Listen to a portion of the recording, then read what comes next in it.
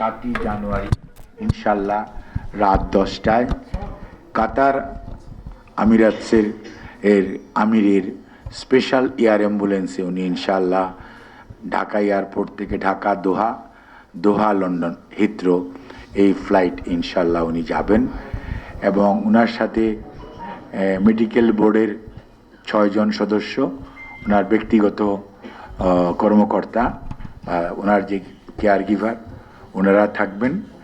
আর air অ্যাম্বুলেন্সের যে চিকিৎসা দেওয়ার জন্য কাতার আমির রয়্যাল এয়ার অ্যাম্বুলেন্স যেটা, ওটার 4 জন চিকিৎসক এবং তাদের চিকিৎসকদের সহকারে, অর্থাৎ এটি বলে প্যারামেডিক্স, ওনারা থাকবেন। কাজেই আপনারা সবাই দোয়া করবেন যাতে যাত্রাটি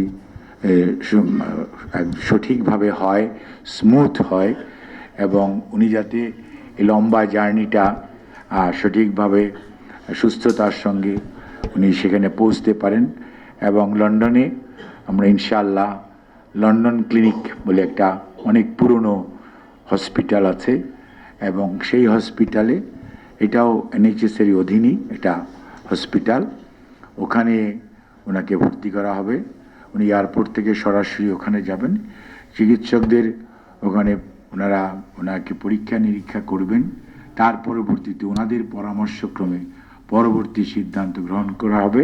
এবং ওখানে ইনশাল্লাহ আমাদের দলের ভারপ্রাপ্ত চেয়ারম্যান জনাব তারেক রহমান, ডক্টর জুবাইদা রহমান ওনার সহধর্মিনী ওনারা এবং আমাদের যুক্তরাজ্য বিএনপি এর থেকে হয়তো 2 জন ওনারা এবং ওনাকে হয়তো এয়ারপোর্টে রিসিভ করবেন এবং ওনারাই ওনাকে ওখানে ওদের হসপিটাল অথরিটির লোক হাসপাতালে আসবে, ওরা ওখান থেকে হসপিটালে যাবে এবং হসপিটালে চিকিৎসাধীন থাকবেন এবং ওখান থেকেই পরবর্তী চিকিৎসার কী ধরনের হবে সেটা অ্যাকচুয়ালি রিভিউ করার পর পরবর্তীতে বলা যাবে।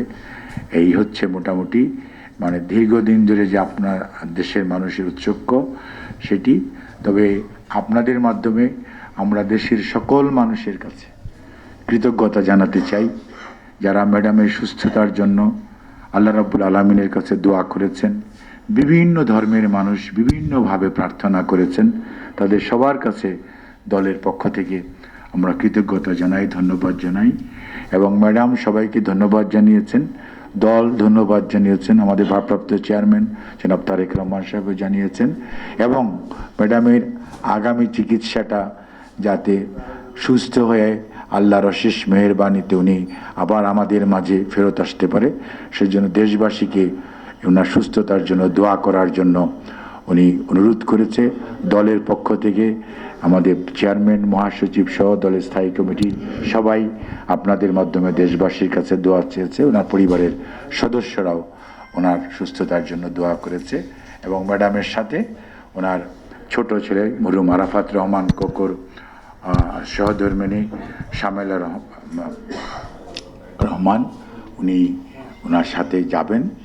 আর এই হচ্ছে আপনাদেরকে আজকে জানানোর মতো বিষয়। এর বেশি কিছু এই মুহূর্তে আর বলা যাচ্ছে না। আমরা আপনাদের সহযোগিতা চাই।